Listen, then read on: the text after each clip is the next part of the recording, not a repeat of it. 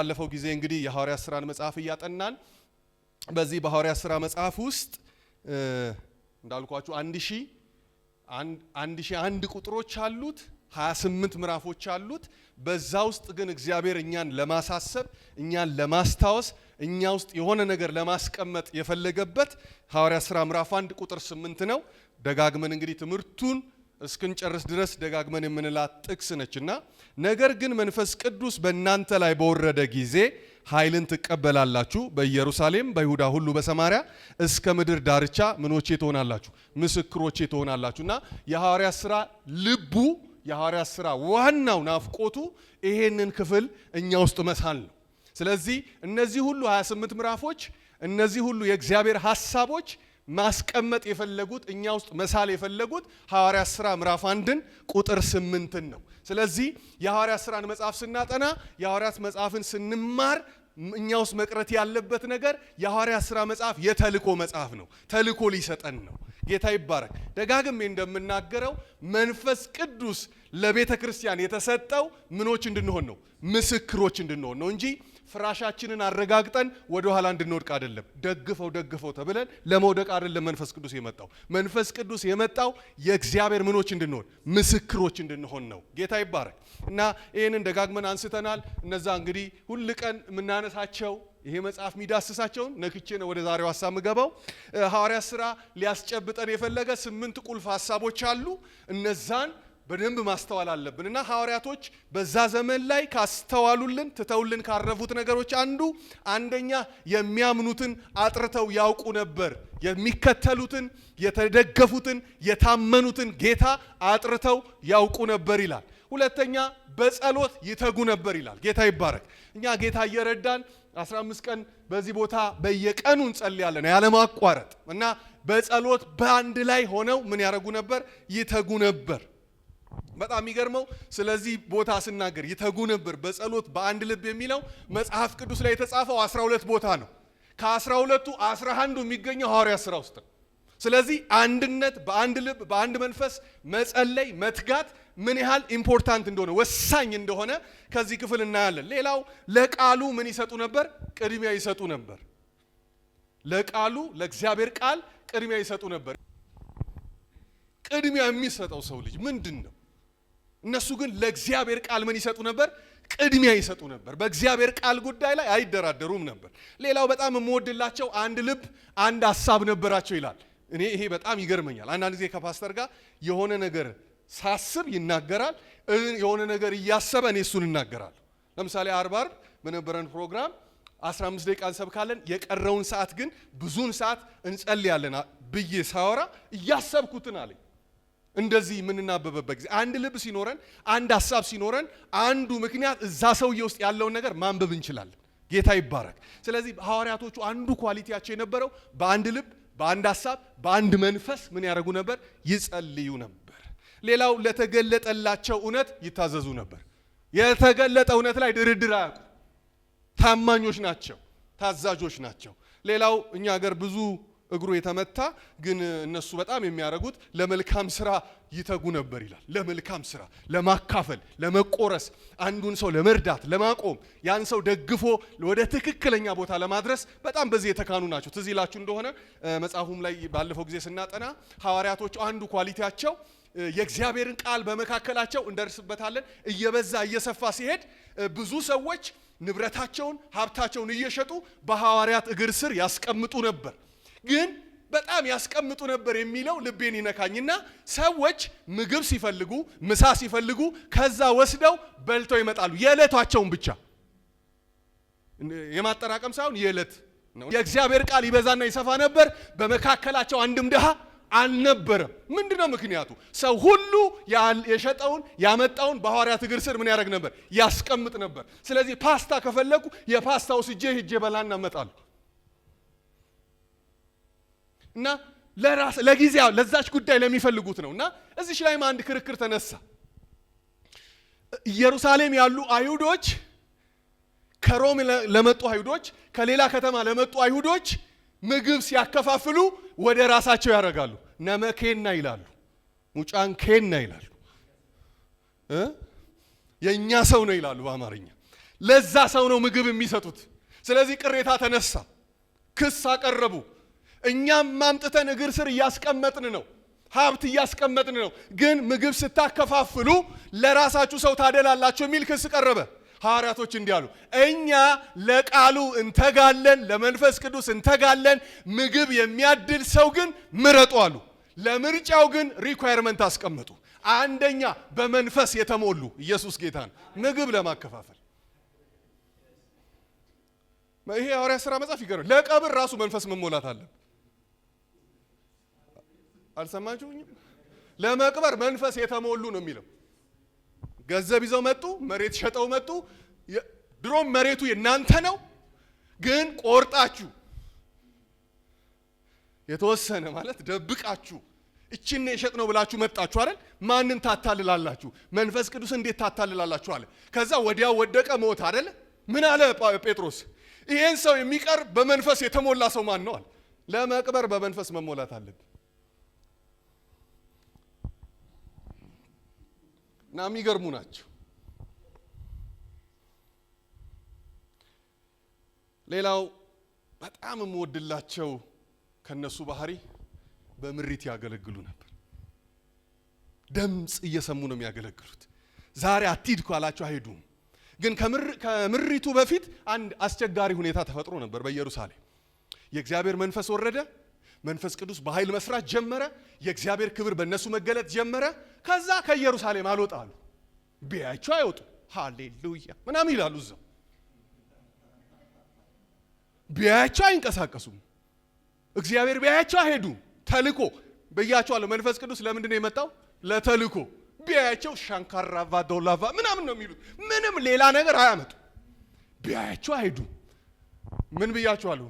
ነገር ግን መንፈስ ቅዱስ በእናንተ ላይ በወረደ ጊዜ በኢየሩሳሌም፣ በይሁዳ፣ በሰማሪያ እስከ ምድር ዳርቻ ምኖቼ ትሆናላችሁ? ምስክሮቼ። አዲስ አበባን ኢየሩሳሌም ብንል አፕሊኬብል ለማድረግ፣ ኦሮሚያን ይሁዳ ብንል፣ ሰማሪያን ኢትዮጵያ ብንል እስከ ምድር ዳርቻ ምኖቼ ትሆናላችሁ? ምስክር ትሆናላችሁ። እና ከኢየሩሳሌም አልንቀሳቀስ ሳያስቸግሩ እግዚአብሔር አንድ ነገር አረገ። በቤተ ክርስቲያን ላይ ይላል ታላቅ ነው የሚለው። ስደት ብቻ ሳይሆን ታላቅ ስደት አስነሳ። ልቤን ይነካኛል። በተበተኑበት ሀገር በሙሉ ወንጌልን ሰበኩ። የሚሽን አገልግሎት አንዱ የምወድለት ቸርችን የጀመረው ሚሽን ነው። ቸርች ሚሽንን አልጀመረችም።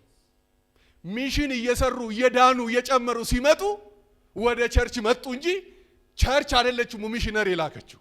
ራሱ ኢየሱስ ክርስቶስ በዓለም ሳለ አትተውልብኝ፣ በዓለም ሳለ ጠብቀኝ፣ አንተ እኔን እንደላክ እኔ እነርሱን ምን አደርጋለሁ? እልካለሁ። ስለዚህ ቤተ ክርስቲያን የተልኮ ቦታ ነች። ጌታ ይባረክ። ተልኮ ያላት የምትሄድ ነች እንጂ አንድ ቦታ እንደ ኩሬ የምትቀመጥ አይደለች፣ የሚሄድ እና አይታችሁ እንደሆነ ማደጋችን የቀጨጨው የእግዚአብሔር ሥራ በቤታችን እንደምንፈልገው ያልሆነበት አንዱ ምክንያት እና የመጀመሪያው ምክንያት በመዝሙረ ዳዊት ጥቅስ ላይ ነው ያለነው። ኑ የእግዚአብሔርን ሥራ እዩ በሚለው ጥቅስ። መጽሐፍ ቅዱስ ግን በአዲስ ኪዳን ሂዱ ለፍጥረት ወንጌልን ስበኩ። የሚሄድ ጌታ ይባረክ። ሂዱ የሚለውን የግሪክ ቃል አለ፣ ሂዱ የሚለውን እና የት እንሂድ? ሀያት አደባባይ። በቃ ሀያት አደባባይ ስንሄድ እንጨርሳለን። ሂዱ አይደለም የሚለው፣ እየሄዳችሁ ነው የሚለው። እያገባችሁ፣ እየወለዳችሁ፣ የቋንቋ ትምህርት ቤት እየከፈታችሁ፣ ልጆች እያስተማራችሁ ወንጌልን ምን በሉ? ለፍጥረት ስበኩ። መኪና እየነዳችሁ ልጆቻችሁን እየዳራችሁ ወንጌልን ለፍጥረት ምን በሉ? ስበኩ። እየሄዳችሁ ከሆነ የእድሜ ልክ ስራ ነው። ሂዱ ከሆነ የአንድ ቀን ስራ ነው። እየሄዳችሁ ጌታ ይባረክ እና በዚህ የታም የታወቁ ናቸው። ይሄን መንፈስ እግዚአብሔር ይስጠን እና ባለፈው ጊዜ ከቆምኩበት ደግሞ ዛሬ ጀምራለሁ። ከቁጥር ምዕራፍ 2 ቁጥር 14 እስከ 36 አውዱ አንድ አይነት ነው። ዛሬ ግን ማየት የምንችለው ካለንም ጊዜ ካለንም ሁኔታ አንጻር ማየት እስከምንችለው እስከ 20 ብቻ ይሆናል እና ሐዋርያት ሥራ ምዕራፍ 2 ቁጥር 14 ጀምሮ ያለውን በማንበብ እንጀምራለን። ስለዚህ የዛሬው ሐሳቤ ከቁጥር 2 ከ14 ጀምሮ ያለውን በጌታ በኢየሱስ ክርስቶስ ስም አነበዋለሁ። ግን ከ13 ሳምንት ዝም የነክቻት ሳልናገር ስለቆየው ሌሎች ግን አፌዙባቸው፣ ጉሽ የወይን ጠጅ ጠጥተዋል አሉ። ነገር ግን ጴጥሮስ ከ11 ጋር ቆመ፣ ድምፁንም ከፍ አድርጎ እንዲህ ሲል ተናገራቸው። አይሁድ በኢየሩሳሌም የምትኖሩ ሁላችሁ ይህ በእናንተ ዘንድ የታወቀ ይሁን፣ ቃሎቼንም አድምጡ። ለእናንተ እንደመሰላችሁ እነዚህ የሰከሩ አይደሉም፣ ከቀኑ 3 ሰዓት ነውና። ነገር ግን ይህ በነቢዩ ኢዮኤል የተባለ ነው የሚለው ድረስ እንይ ዛሬ ትንሽ እና ጴጥሮስ በጣም የሚገርመው የሁሉ ተጠሪ ስለነበረ ብዙ ጊዜ ችኩል ነው ምናምን የሚለውን ነው የምናየው። ፈጣን ነው። ትዝ ይላችሁ እንደሆነ ዲቤት ሲያደርግ ከኢየሱስ ክርስቶስ ጋር የሰው ልጅ ሊሰቀልና ሊሞት ይገባዋል ሲለው ኢየሱስ ክርስቶስ ይህማ ምን አይበልብህ አይሁንብህ አለው። አንተ ሰይጣን የሰውን እንጂ እግዚአብሔርን አታውቅም። ይሄው ሰውዬ አንዳንዶች ኤልያስ ይሉሃል፣ አንዳንዶች ከነቢያቶች አንዱ ነው ይላል፣ አንዳንዶች ኤርሚያስ ነው ይሉሃል ሲሉት እናንተ ስተውቱስ እነሱ እንደዚህ ይበሉኝ፣ አካባቢው እንዲህ በለኝ፣ ወረዳው እንዲህ በለኝ፣ ለሚኩራ እንዲህ በለኝ፣ እናንተ ምን ትሉኛላችሁ? የሕያው የእግዚአብሔር ልጅ ነህ ሲለው ይህንን ስጋና ደም አልገለጠልህም አባቴ ነው ከሰማይ የነገር አለው። ሃሌሉያ! ይሄ ሰውዬ ችኩል ነው እንደምታውቁት፣ ፈጣን ነው። ዶሮ ሳይጨው 3 ጊዜ ኢየሱስን አልካደም። ክዷል፣ የምታውቁት ነው። አይሆንም ሰይፍ አነሳ፣ የአንድ ጆሮ ቆረጠ። ታያኛ ለኔ ኃይለኛ እንዴ አታቀኝም ምናምን አለ። ኢየሱስ ያን ጆሮ ቀጠለ። ሰው በሰይፍ የሚያነሳ በሰይፍ ይጠፋል አለው። ግን በጉዞ መሃል ዶሮ ሳይጨው ስንት ጊዜ? ከዛ ዶሮ 3ኛው ላይ የምትዩን አላቀውም እኔ ንግግር፣ አካሄድ፣ እርምጃ ግን እሱን ይመስላል ስትለው አይ እኔ እሱ የምትዩን ምን አልለው አላቀውም አለ። ይሄ የምትዩን ኢየሱስ እኔ አላቀውም አለ። ይሄንን ያለው ሰውዬ ዶሮ ሳይጨው ስንት ጊዜ ካደ? ታሪኩን 3 ጊዜ አይደል? ልክ 3ኛው ላይ ኢየሱስ ቀድሞ ነግሮ ስለነበር ምን አለው ይላል? ትዝ አለው። በሁሉም ነገር ነው ችኩል። ንስሐም ለገባት ፈጣን። ሰሞኑን እገባለሁ እስቲ አይቼ ቅዳሜና እሁድ አላል። ወዲያውኑ እያለቀሰ ማረኝ እያለ በእግዚአብሔር ፊት መጮሁን። ስለዚህ ለምህረትም ለይቅርታም ከእግዚአብሔር ጋርም ቶሎ ለመታረቅ በጣም ፈጣን ነበር እና ብዙ ጊዜ የሚሰበከው ያኛውን ፍጥነቱ ነው። እንደውም በጣም ጨዋ የሆኑ እጃቸውን ወደ ኋላ የሚያደርጉ እግዚአብሔር ይመስገን የሚሉ ሰዎች ጠንካሮች ናቸው። ለይቅርታ ስህተት ብዙ አታገኙባቸውም፣ አይሳሳቱ። እንዴት ይሳሳታሉ? አይሳሳቱ። እና ጴጥሮስና እኔ በጣም እንሳሳታለን። ስለዚህ አለቀሰ። ልክ አይደለውም ማለት ተጸጸተ፣ ንስሐ ገባ። ይህ ሰው እንደዚህ በገረድ ፊት የካደ እንደዚህ በችግር ውስጥ የሆነው ሰው የእግዚአብሔር መንፈስ ወረደበት። ኢየሱስ ያድናል። ቅዱሱ መንፈስ ወረደበት። ሲወርድበት ቁጥር 13 ላይ እኛ ጉሽ ጠጥተን አይደለም አለ። የእግዚአብሔር መንፈስ ነው እንዲህ የሚያደርገን አለ። እና በጣም የሚገርማችሁ እንዲህ አለ። ሌሎች ግን እያፌዙበት ጉሽ ወይን ጠጅ ጠጥተዋል አሉት። ነገር ግን ጴጥሮስ ከ11 ጋር ቆመ፣ ድምፁንም ከፍ አድርጎ እንዲህ ሲል ተናገራቸው። አይሁድ በኢየሩሳሌም የምትኖሩ ሁላችሁ ይህ በእናንተ ዘንድ የታወቀ ይሁን፣ ቃሎቼንም አድምጡ። ለእናንተ እንደመሰላችሁ እንደዚህ የሰከሩ ሰዎች አይደለም፣ ከቀኑ 3 ሰዓት ነውና።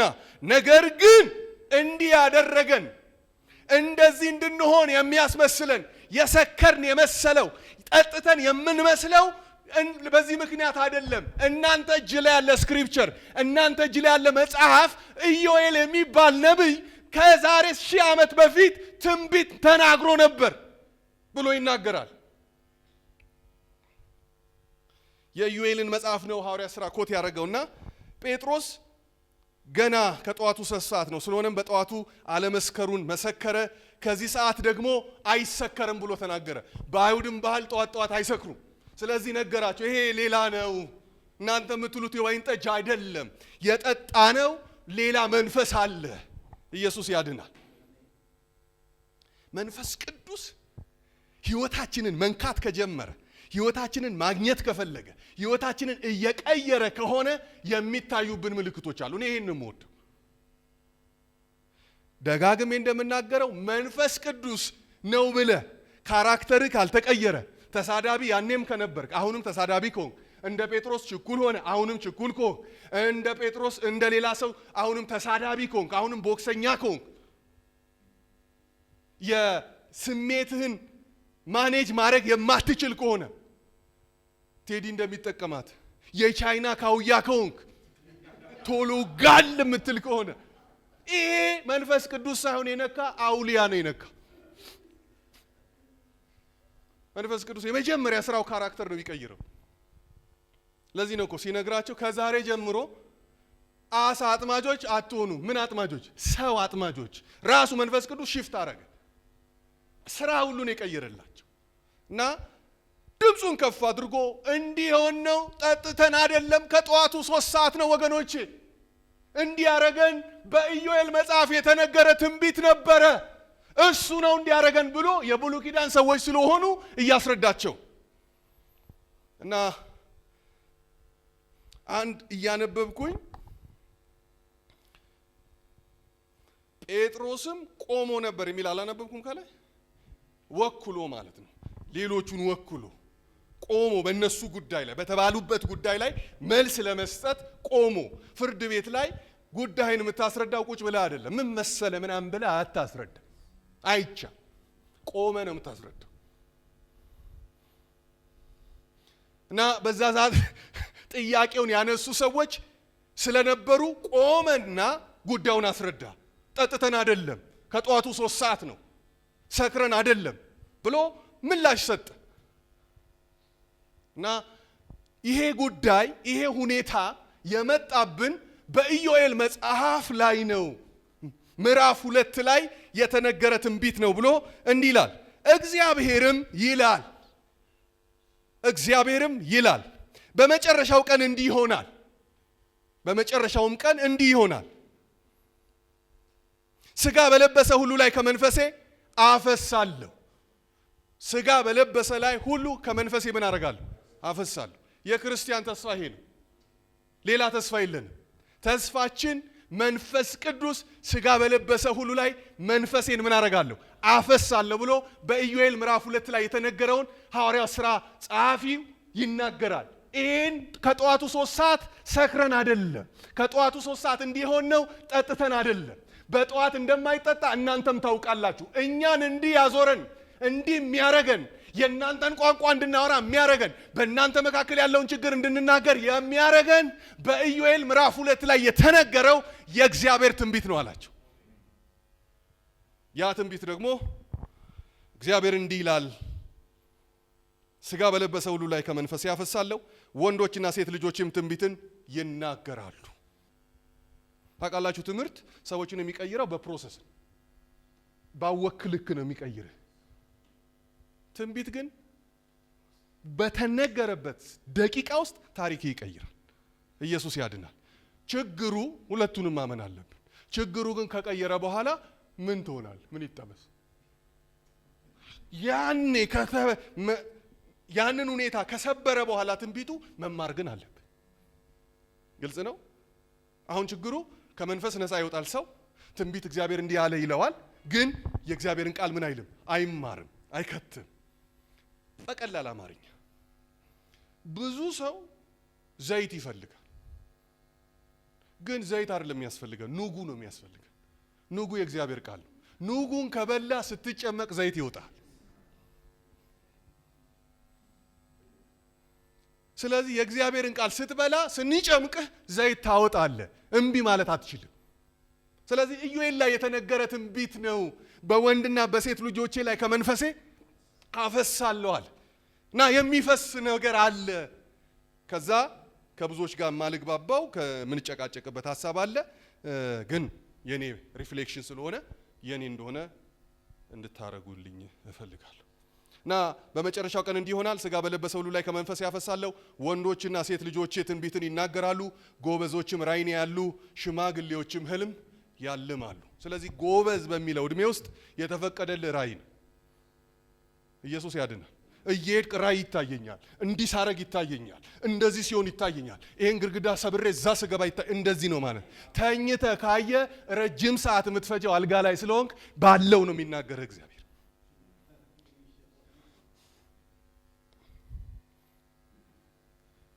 ሽማግሌዎች ሲል ሽማግሌ ከቦታ ቦታ መንቀሳቀስ አይችልም። በከዘራው ፀሐይ ይሞቃል። ተመልሶ ምን ላይ ይቀመጣል? አልጋው ላይ፣ መኝታው ላይ። ስለዚህ ረጅም ሰዓት ስለሚተኛ ምን ያያል? እስቲ በዚህ እድሜ ክልክል ነው ተባባሉ። እና ሽማግሌዎችም ህልምን ያልማሉ። ደግሞም በዛ ወራት በወንዶችና በሴት ባሪያዎች ላይ ከመንፈሴ አፈሳለሁ። ስለዚህ ትንቢትንም ምን ያደርጋሉ? ይናገራሉ ይላል የኢዮኤል መጽሐፍ።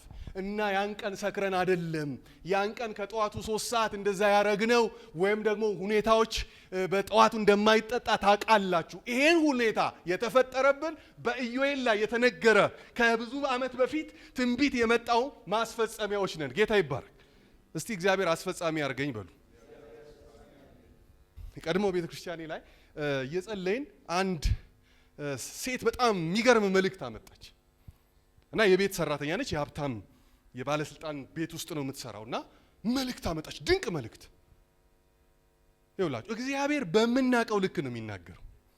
እና ያቺ ሴት እንዲህ አለች፣ በመንፈሴ ቅቤ ሲነጠራ ያለው አለች። ጌታዊ ምንድን ነው ስለው፣ አነጥራችኋለሁ፣ አጠራችኋለሁ፣ ቆሻሻውን ከንጹህ ለያለሁ አለች። ስለዚህ ሀብታም ቤት ስለሆነች በየሳምንቱ 5 ኪሎ እንደምታነጥር ግልጽ ነው።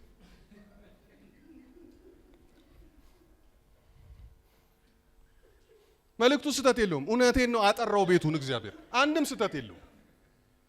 ግን የምታቀው ምንን ነው? የእግዚአብሔር ቃል እንዲህ ሲል ማለት አትችልም፣ አታቅም። ስለዚህ የምታቀው ምንድን ነው? ቅቤ ማንጠር። አነጥራችኋለሁ አለች፣ አነጠረች። ልክ ነው፣ ስህተት የለውም። ለዚህ ነው አንድ ገበሬንም ቢሆን ጌታ ትንቢት ይናገራል። ግን ምንድን ነው የሚናገር? ይታወቃል። አንድ ማሳ ያለው ማሳው ግማሹ ቢጫ ሆኗል፣ ግማሹ አረንጓዴ ሆኗል። መልእክቱ ምንድን ነው? አልበሰላችሁም። አረም አለው ምን አያችሁ? ባለው እውቀት ነው። ቦሌ አካባቢ ስራ የሚሰራ ቦሌ አካባቢ ከብት የሚጠብቅ ድሮ መልእክት ቢመጣበት ይታወቃል። ጌታ እንዲያሳየኝ ምን አውሮፕላን ሲሄድ በቃ ሲል ነው ጠዋት ማታ ባለው እውቀት ነው የሚናገረው። እኛውም በአውሮፕላን በዛፍ በኮረሪማ በቅመም ከሚናገረን በቃሉ ይናገር በቃሉ። እና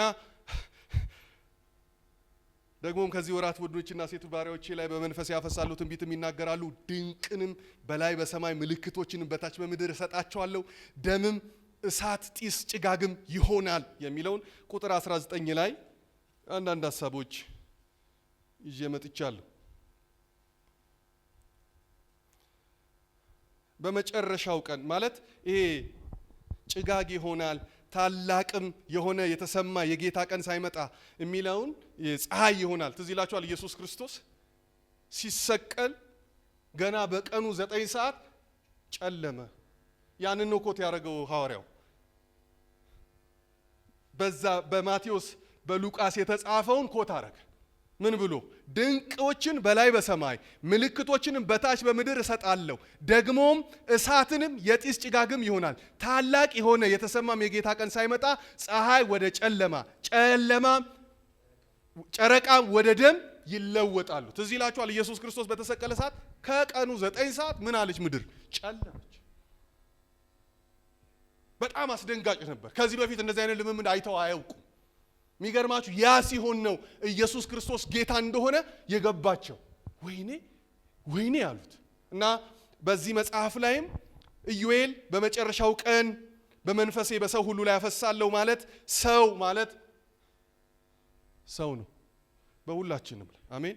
አሁን እየለየ እንደ ብሉይ ኪዳን መስፍን ቤት፣ መኳንንት ቤት፣ ሌዊ ቤት አይደለም። አሁን መንፈስ ቅዱስ በሰው ሁሉ ላይ ከመንፈሱ ያፈሳል። የተራበ ካለ የተጠማ ካለ የእግዚአብሔር መንፈስ በሰው ሁሉ ላይ ይፈሳል። በቀጫጭኖች ላይ ይፈሳል፣ በወጣቶች ላይ ይፈሳል፣ በሽማግሌዎች ላይ ይፈሳል፣ በወንዶች ላይ ይፈሳል፣ በሀብታሞች ላይ ይፈሳል፣ በድሃዎች ላይ ይፈሳል፣ በነጮች ላይ ይፈሳል፣ በጥቁሮች ላይ ይፈሳል፣ በሁሉ ላይ መንፈሴን አፈሳለሁ። ሁሉ የምትል ቃል አለች፣ በጣም አደገኛ። በሰው ሁሉ ሰው የሆነ አራት እግር የሌለው አሜን። አራት እግር ከሄድክ እኛ ምን ጠይቃለን እንኳን መንፈስ ቅዱስ እና ሰው ሁሉ በሆነ ላይ መንፈሴን አፈሳለሁ። በክርስቶስ ኢየሱስ አምኖ የዳነ ሁሉ ማለት ነው። እና ስለዚህ መንፈስ ቅዱስ በሁሉ ላይ ይፈሳል ስል ሁሉ የሚለውን የኢትዮጵያን ሕዝብ የዓለምን ሕዝብ እንዳትሉ፣ በክርስቶስ ኢየሱስ አምኖ ምን ያለ የዳነ ሁሉ የሚያስፈልገው ነው። ጌታ ይባረክ። መንፈስ ቅዱስን ነው የምንቀበለው። ጌታን ተቀበል ስንባልና ጌታን ስንቀበል አብረን የጌታን መንፈስ ምን ብለናል? ተቀብለናል። መንፈስ ቅዱስ ኦልሬዲ ከዛን ቀን በኋላ በእኛ ህይወት ውስጥ ሙት የሆነው መንፈስ ኦፕሬት ማድረግ ይጀምራል፣ መስራት ይጀምራል። ጌታ ይባረክ። ረሃብ ይጨምርብናል፣ ፍላጎት ይጨምርናል፣ ጸሎት ይጨምርብናል፣ እግዚአብሔርን መውደድ ይጨምርብናል፣ ቸርች መሄድ ይጀምርናል። እና ትዝ ይላችሁ እንደሆነ ኤፌሶን መጽሐፍ ላይ ቀኖቹ ክፎች ናቸውና ዘመኑ ናችሁ፣ መንፈስ ቅዱስ ምን ይበልባችሁ? ይሙላባችሁ። አቤት ደስ አይለኝም? እኔ በጣም ነው የምወደው። መንፈስ ቅዱስ ይሙላባችሁ እንጂ በወይን ጠጅ አትስከሩ፣ ይህ ማባከን ነውና።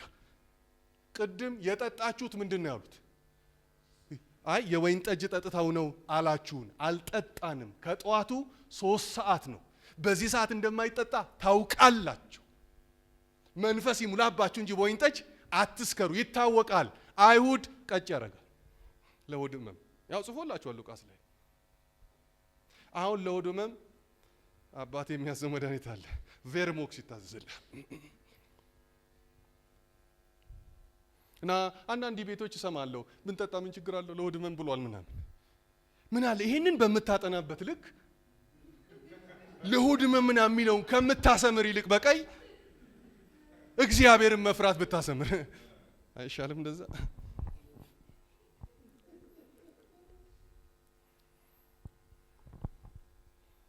እና መንፈስ ቅዱስ በአንድ ቤተ ክርስቲያን ፍሎ ማድረግ ከጀመረ መፍሰስ ከጀመረ ትንቢትን ማስቆም አንችልም። ጌታ ይባረክ። የትንቢት መንፈስ ይመጣል እና ህልም ስለሚል ነው። አንዳንዶች ህልም ያልማሉ ስለሚል እና መንፈስ ቅዱስ ሲመጣ ህልም ይመጣል ለቸርች ጌታ እና ህልምን ማየት እንጀምራለን። እና መጽሐፍ ቅዱስ አንደኛ ቆሮንቶስ ምዕራፍ 14 ቁጥር 5 ላይ እኔ ያነብላችኋለሁ። ሁላችሁም በልሳን ብትናገሩ እወዳለሁ፣ ከዚህ ይልቅ ግን ትንቢትን ብትናገሩ እወዳለሁ። ጌታ ይባረክ። ትንቢት መናገር በጣም ወሳኝ ነው።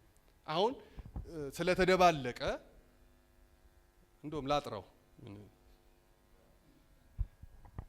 አንድ የኔ ተረት ነች። የወለደ አይጥልም ጥላ ጥላውን ሄዳለሁ እላለሁ። እና ትንቢት ለማነጽ ይመጣል አይልም ይላል። ለመምከር ይመጣል አይልም። ለመገሰጽ ይመጣል አይልም። መጽሐፍ ቅዱስ ግን ትንቢት የሚመጣው ለስራ ነው። የሚመጣው ለተልኮ ነው። የሚመጣው እኔ ላይ ያለ ከእግዚአብሔር ሐሳብ፣ ከእግዚአብሔር ፈቃድ፣ ከእግዚአብሔር ፍላጎት ጠፍቼ ከነበረ በትንቢት ቃል ተመለስ፣ ከፊት ፍርድ አለ፣ ወደ እግዚአብሔር ትራክ ግባ ብሎ ይናገረኛል። ደግሞ ደክሜ ደቅቄ ከሆነ ደግሞ ምን ያደርገኛል? ያንጸኛል፣ ያነቃቃኛል። አሜን። ለማነጽ፣ ለመምከር፣ ለመገሰጽ ይመጣል ይላል። እና ሁላችሁም በልሳን ብትናገሩ ወድ ነበር፣ ከዚህ ይልቅ ግን በትንቢት የሚናገረውን በብርቱ እወዳለሁ ይላል። ጌታ ይባረክ። ስለዚህ መጥራት አለበት ነው እንጂ ትንቢት አለ። አሜን። ግን መጥራት አለበት። አሜን። ኢየሱስ ያድናል እና እግዚአብሔር ፈውስ ያርግልን። ስለዚህ እውነተኞች ትክክለኞችን እግዚአብሔር ወደ አደባባይ ያውጣ። ሐሰተኞች ግን እየከሰሙ እንዲጠፉ ጸሎቴ ነው። በቃ ሰውን ቤት ውስጥ አስቀሩ። ቸርች ብዙ ሰው እየመጣ አይደለም፣ አዝኖ ተጎርቶ። ንጹህ ቸርችም በነዛ ሰዎች ተጎርታ ብዙ ሰው ቤቱ ቀርቷል። ብዙ ሰው እግዚአብሔር በምድራችን ላይ ፈውስ ያድርግ። እነዛንም ሰዎች ይመልስ፣ ገንዘቡ ያርጋቸው፣ ዋጋ ከፍሎባቸዋልና ኢየሱስ ያድናል እንጂ እውነተኞችን ትክክለኞችን ምንም እንከን የሌለባቸውን መልእክት የሚያመጡትንም ሰዎች ስለነሱ እግዚአብሔር ይባረክ። ጌታ የተመሰገነ ይሁን። ወደ መጨረሻው ሐሳቤ እየደረስኩኝ ነው። ከዛ ምን ይላል? ለታላቁ የሆነ የተሰማ የጌታ ቃል ሳይመጣ ፀሐይ ወደ ጨለማ፣ ይሄንን ተናግሬያለሁ። ቁጥር 1 ላይ የጌታን ስም የሚጠራ ሁሉ ይድናል። ጌታ ይባረክ። በክርስቶስ ኢየሱስ የሆነ ሁሉ ክርስቶስ ሕይወቱን ጌታ አዳኝ ያረገ በሙሉ በክርስቶስ ኢየሱስ ስራ ምን ያረጋል? ይድናል። እና ኢዩኤል ነው ይህንን የተናገረው። የእስራኤል ቁጥር 22ን ብቻ ተናግሬ ለዛሬ እጨርሳለሁ። ኢየሱስ ለፍርድ እንደሚመጣ ይናገራል። ይሁሉ የጌታ ስምን የሚጠራ ሁሉ ምን ያረጋል? ይድናል። 21 ምን ማለት ነው? በሌላ አማርኛ የመጨረሻው ዘመን ከፊታችን አለ። ኒማቶሎጂ ላይ በደንብ የሚገለጥ ቃል ነው። እና የመጨረሻው ዘመን ላይ ያ ክፉ ዘመን ላይ የምትድንበት ከፍርድ ወንበር የምታመልጥበት ከፍርድ እሳቤ የምትድንበት ኢየሱስ ክርስቶስ ጌታ እንደሆነ የምትጣራ ከሆነ ነው።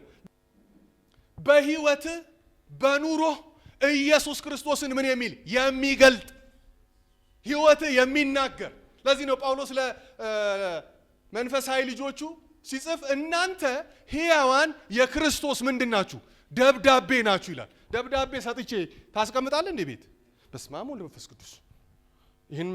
ይህንን ደብዳቤ እንዳላነብ የምትቋቋሙ ከአረብ ሀገር የተላካችሁ በኢየሱስም ብለህ ነው እንዴ የምታነበው? ደብዳቤ ከሰጠው ታነባል። እናንተ ሕያዋን የክርስቶስ ደብዳቤ ናችሁ ሲል ጳውሎስ የምትነበቡ ነው። ህይወታችሁ የሚናገር ነው። ኑሯችሁ የሚናገር ነው። ክርስቶስን የሚያሳይ ነው እያለ ስለዚህ በዚህ በመጨረሻው ዘመን መዳን ከፈለክ መለወጥ ከፈለክ የዘላለም ህይወትን መንካት ከፈለክ መግባት ከፈለክ ኢየሱስ ክርስቶስ ጌታ ነው ብለህ መጣራት አለብህ። ጌታ ይርዳን። እና ብዙ ሰው በአፉ ይመስሏል አይደለም። ብዙ ሰው ይላል እቃ ሲወድቅበት ስኒ ሲወድቅበት በኢየሱስ ስም ይላል። እሱ ሁሉ ይገባል እንዴ? አይገባም። በኑሮ ኢየሱስን የኖረ ኢየሱስ ክርስቶስን እና በዚህ በመጨረሻው ቀን ኢየሱስ በሞተበት ጊዜ እግዚአብሔር ስለ መጨረሻው ዘመን ስለ አስገራሚው የእግዚአብሔር ቀን ሲናገር ያ ቀን በእርግጠኝነት የፍርድ ቀን ይሆናል። ከዚህ ማምለጫው፣ ከዚህ መዳኛው፣ ከዚህ መትረፊያው ኢየሱስን ስም በራሱ ላይ የሚያውጅ ሰው ይድናል። በኑሮ ላይ ኢየሱስን የሚያውጅ ሰው። አሁን ከባድ ዘመን ነን፣ የቴክኖሎጂ ዘመን ነን። ዓለም ምን ያህል ህዝቡን እየተጨነቀ እንደሆነ ታውቃላችሁ። ኑሮ፣ የቤት ኪራይ፣ ይሄ ሁሉ አስጨናቂ ነገር እያለ ወጣቱን ሰይጣን ምን ያህል እጃችሁ ነው። ሶሻል ሚዲያ የ666 ምንም አያፍሩም። አሁን አባል ከሆናችሁ ይሄን ያህል ሚሊዮን እንሰጣችኋለን እና ደግሞ በጣም ያስቁኝ እንሰጣችኋለን የሚሉት ሳይሆን ወስጄ ህይወት የተቀየረ የሚሉት ነው። ህይወት የሚቀይር ኢየሱስ ነው። የዘላለም ህይወት የሚሰጥ ኢየሱስ ነው። 666 ህይወት አይሰጥም። ብር ሊሰጥህ ይሆናል። የሆነ ጫማ ሊገዛልህ ይችላል። ቤት ሊገዛልህ ይችላል። ህይወት ግን መስጠት አይችልም። የኛ ኢየሱስ ህይወት ይሰጣል። የኛ ኢየሱስ እረፍት ይሰጣል። የኛ ኢየሱስ ሰላም ይሰጣል። የኛ ኢየሱስ ሰላም ይሰጣል። እኔ በጣም ደስ ይለኛል። ኢየሱስ እንደው ለምን ትከተሏል? እንደው የዘላለም ህይወት ነው የሚናገረው። እንደው ቀረ የዘላለም ህይወት ቀረ ብባል ኢየሱስን መከተል ያዋጭ ነው። ለምን መሰላችሁ? የሻይ የማይጠይቅ ሰላም ያለው ኢየሱስ ጋር ነው። ሌላ ነገር ቡና እንኳን የጀበና ከፍለ ነው የሚያነቃቃ። ኢየሱስ ግን ሳትከፍለው ያነቃቃል። ምንም የደስታ ምንጭ ኢየሱስ ነው። ለዚህ ነው ሁሉ ጊዜ በጌታ ምን ይበላችሁ። ብዙ ሰው ፎቶ ሲነሳ ምን ለምን ተሰቃያለህ? የደስታ ምንጭ ኢየሱስ ነው። እኛ የኢየሱስ ነን። እኛ እንግዶች ነን። በዚህ ምድር ላይ እንግዶች ነን፣ መጻተኞች ነን። አገር አለን። የኛ ትክክለኛ መኖሪያችን በሰማይ ነው። እና ወደዛ መጥቼ ወስዳችኋለሁ አለ። በአባቴ ቤት ብዙ መኖሪያ፣ ይህ መኖሪያ የዘላለም ህይወት፣ ለዘላለም ከሱ ጋር የምናርፍበት። በዛ ለቅሶ የለም ይላል። በዛ ጥርስ ማፋጨት የለም። በዛ ሐዘን የለም ይላል። ኢየሱስ ያድናል። ምን አይነት የረፍት ቦታ ነው!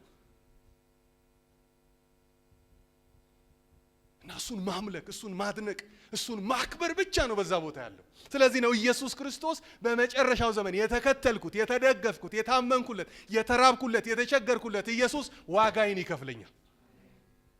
ኢየሱስን ተከትለን አናፍርም። እና እዚህ ምድር ላይ ይሳካልኝ ይችላል፣ ይሄ በሚባለው ምንም ሊጎልብኝ ይችላል። ግን አንድ ነገር ነግራችኋለሁ፣ ሰማይ ግን ክብር አለ። እዛ ግን መኖሪያ ቤት አለ። እዛ የፊት መጨማደድ የለም ይላል። እዛ ለቅሶ የለም ይላል። እዛ ጥርስ ማፋጨት የለም ይላል። እዛ ደስታ ብቻ ነው ያለው። ጌታን ማድነቅ፣ ማምለክ ብቻ ነው ያለው። ምን አይነት ህይወት ነው! እግዚአብሔር ያንን የሚያስናፍቅ መንፈስ ይግባባችሁ። አሁን ያንን የሚናፍቅ ሰው ብዙ የለንም።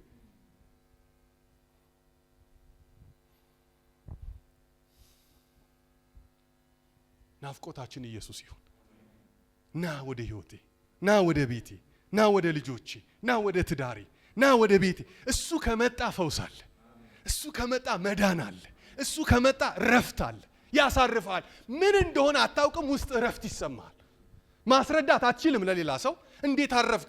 ቋንቋ ላይኖር ይችላል። ኢየሱስ ግን ያሳርፋል። የረፍት አምላክ እና ወደዚህ እንዲመጡ ነገራቸው። ኢየሱስ ለፍርድ እንደሚመጣ ይናገራል። ኢየሱስ በሞተ ጊዜ ሞትን ድል አድርጎ ሲነሳ ቁጥር 21 ላይ የጌታን ስም የሚጠራ ሁሉ ይድናል። ጌታ ይባረክ።